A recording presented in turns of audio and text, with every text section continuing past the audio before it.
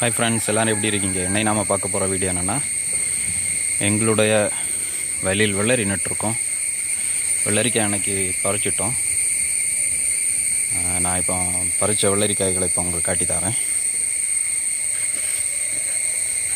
இங்கே பாருங்கள்.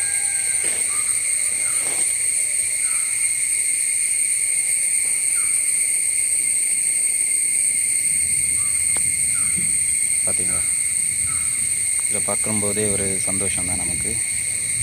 ஆனால் இப்போ விலை ரொம்பவே குறைவு. 15 ரூபா வச்சு தான் எடுத்துகிட்ருக்காங்க.